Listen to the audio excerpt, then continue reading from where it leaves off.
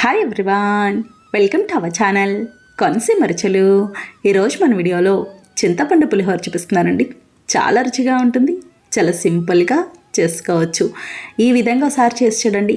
ఆవగాటుతో భలే రుచిగా ఉంటుంది. మనకి గుడిలో పెట్టే ప్రసాదం పులిహోర ఎలా ఉంటుందో అలానే ఉంటుంది. చింతపండు పులిహోరకి ముందుగా చింతపండు నానబెట్టుకుందాం.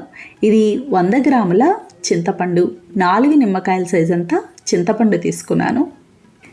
ఇందులో తగినన్ని నీళ్లు పోసి చింతపండు నానబెట్టుకోవాలి. నీళ్లు ఎక్కువ వేసుకోకూడదండి, మరీ పల్చగా ఉండకూడదు. అంతగా అవసరమైతే తర్వాత చూసి వేసుకోవచ్చు. చింతపండు నానడానికి కాస్త టైం పడుతుంది, గంట పైనే టైం పడుతుందండి. నేనైతే గంటన్నర నానబెట్టాను. గంటన్నర తర్వాత ఈ విధంగా ఉంటుంది. ఇప్పుడు ఇది ఇలా బాగా కలుపుకోవాలి. కలుపుకున్నాక పిప్పి మొత్తం తీసేసుకోవాలి.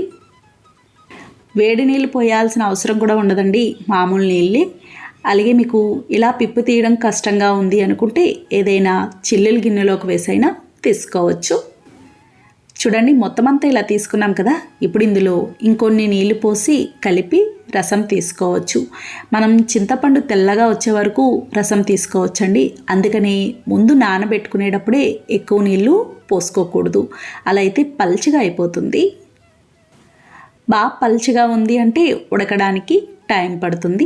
చూడండి, మొత్తం ఇలా తీసుకున్నాం కదా, ఈ విధంగా ఉండాలి. ఇలా కాస్త చిక్కగా ఉందనుకోండి, పులుసు త్వరగా ఉడుకుతుంది. ఇప్పుడు ఇది ఉడికించుకుందాం. స్టవ్ ఆన్ చేసి ప్యాన్ పెట్టి నూనె వేసుకోవాలి. ఇది వేరుశనగ నూనె అండి. వేరుశనగ నూనె అయితే బాగుంటుంది. అలాగే పులిహోర పులుసుకి నూనె కూడా ఎక్కువే పడుతుంది. నూనె వేడయ్యాక 5 స్పూన్ల వేరుశనగ గుళ్ళు వేసి మీడియం ఫ్లేమ్లో వేయించుకోవాలి. వేరుశనగ గుళ్ళు వేగడానికి కాస్త టైం పడుతుందండి. అందుకని ముందు ఇవి సగం పైన వేగాక మిగతావి వేసుకుంటే అన్నీ సమానంగా వేగుతాయి. చూడండి, ఇలా వేగినాయి కదా. ఇలా వేగాక 3 స్పూన్ల పచ్చిశనగపప్పు, 3 స్పూన్ల మినప్పప్పు, స్పూనున్నర ఆవాలు వేసి వేయించుకోవాలి. ఈ కొలతలన్నీ కూడా 100 గ్రాముల చింతపండుకి కరెక్ట్గా సరిపోతాయి. ఇలా బాగా కలిపి మీడియం ఫ్లేమ్లో వేయించుకోవాలి. అలాగే పులిహోర పులుసుకి జీలకర్ర వేయాల్సిన అవసరం ఉండదు. చూడండి, ఇలా వేగినాయి కదా. ఇలా సగం పైన వేగాక ఎండుమిరపకాయలు వేసుకోవాలి. నేను ఎండుమిరపకాయలు చిన్నవి తీసుకున్నానండి. కాయల పలంగా వేసేస్తున్నాను, చూడ్డానికి బాగుంటుంది అని. మీరు ముక్కల్లా వేసుకోవాలి అనుకుంటే ఇన్ని అవసరం ఉండదు. నేను కాయల పలంగా వేస్తున్నాను కాబట్టి ఒక 25 కాయల వరకు వేసుకున్నాను. అలాగే 1/2 స్పూన్ ఇంగువ, కొంచెం కరివేపాకు వేసి వేయించుకోవాలి. చూడండి, పోపు అంతా ఇలా వేగింది కదా. ఇలా వేగాక ఇందులో కొంచెం పోపు తీసి పక్కన పెట్టుకోవాలి. ఇది పులిహోర కలుపుకున్నాక పైన వేసుకుంటే బాగుంటుంది, కరకరలాడుతూ. మిగతాది మనం పులుసులో ఉడికించుకుంటాము. పచ్చిమిర్చి తర్వాత వేసుకోవచ్చండి. ముందే వేసుకుంటే చింతపండు పులుసులో ఎక్కువ ఉడికిపోయి మెత్తగా అయిపోతాయి, అస్సలు కనిపించవు. ఇప్పుడు మిగతా పోపులో మనం ముందుగా తీసుకున్న చింతపండు రసం, 2 స్పూన్ల ఉప్పు, చిన్న బెల్లం ముక్క వేసుకోవాలి. బెల్లం ఖచ్చితంగా వేసుకోవాలండి. బెల్లం వేయడం వల్ల పులుపు తగ్గి రుచి బాగుంటుంది. లేదంటే మీకు చాలా పుల్లగా ఉన్నట్టుంటుంది, అస్సలు రుచి ఉండదు. ఇలా బాగా కలిపి మీడియం ఫ్లేమ్లో ఉడికించుకోవాలి. మంట మాత్రం పెంచకూడదు. పులుసు ఎంత బాగా ఉడికితే అంత బాగుంటుంది. మనకి రుచి అంతా కూడా ఈ పులుసు ఉడికించుకున్న దానిలోనే ఉంటుంది. చూడండి, ఇది బాగా చిక్కబడి ఇలా సగం పైన ఉడికింది కదా. ఇలా ఉడికాక పచ్చిమిర్చి ముక్కలు వేసుకోవాలి. ఇంకా దగ్గరకు వచ్చేస్తుంది అన్నప్పుడు వేసుకుంటే సరిపోతుంది. నేను పచ్చిమిర్చి 10 కాయలు తీసుకున్నానండి. మీరు ఈ పులుసుతో ఈ పులిహోరనే కాదండి, పులుసు పిండి కూడా చేసుకోవచ్చు. బియ్యం రవ్వను ఉడికించి కలుపుకోవాలి. అలాగే సేమియా ఉడికించి సేమియాలో కూడా కలుపుకోవచ్చు, చాలా బాగుంటుంది. చూడండి, ఇది ఇలా బాగా ఉడికింది కదా.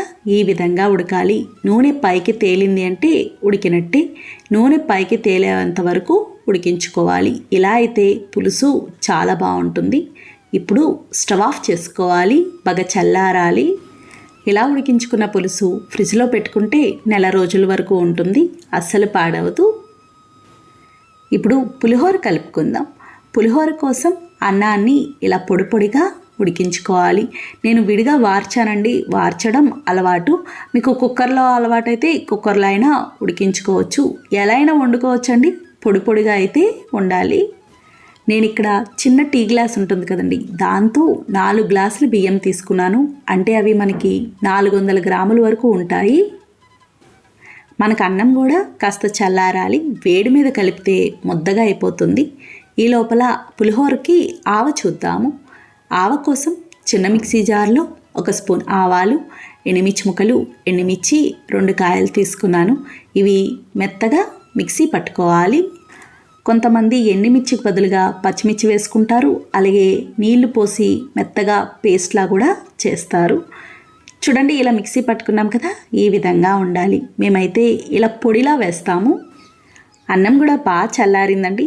ఇప్పుడు ఇందులో కొంచెం పచ్చి కరివేపాకు వేయడం వల్ల సువాసన బాగుంటుంది. 1/2 స్పూన్ పసుపు, 3 స్పూన్ల వేరుశనగ నూనె వేసి కలుపుకోవాలి. అన్నం ఉడికించేటప్పుడు నూనె వేయాల్సిన అవసరం ఉండదు, ఇక్కడ ఎలా అయినా వేస్తాం కాబట్టి. ఇలా పసుపు నూనె వేసి కలపడం వల్ల బాగా కలుస్తుంది, రంగు బాగుంటుంది. అలాగే పులిహోర కలుపుకునేటప్పుడు ఇలా అరిచేతితో కలుపుకోవాలండి, బాగా కలుస్తుంది. చూడండి, ఇలా బాగా కలుపుకున్నాం కదా. ఇప్పుడు ఇందులో మనం ముందుగా ఉడికించుకున్న చింతపండు పులుసు వేసి కలుపుకోవాలి. మొత్తం అంతా ఒకేసారి వేసుకోకూడదండి, ఇంత పట్టదు. ముందు ఇలా కొంచెం వేసి కలుపుకోవాలి. ఇలా కలుపుకున్నాక అంతగా తక్కువైతే తర్వాత వేసుకోవచ్చు. చూడండి, మనకి ఇంకా పులుసు పడుతుంది, చూస్తేనే అర్థమవుతుంది.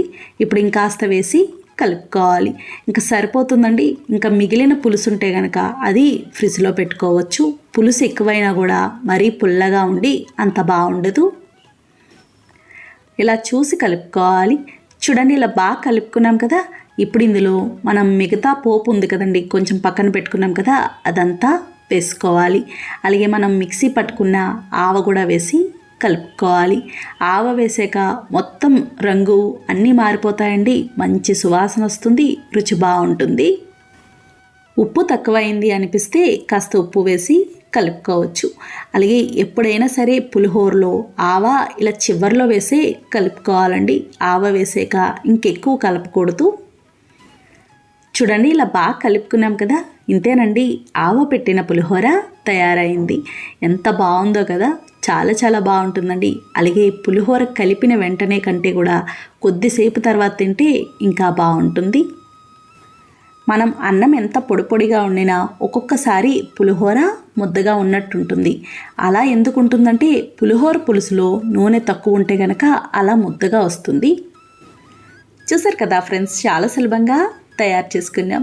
నచ్చిందండి వీడియో? మీకు నచ్చితే లైక్ చేయండి, షేర్ చేయండి, కామెంట్ చేయండి. Thank you for watching.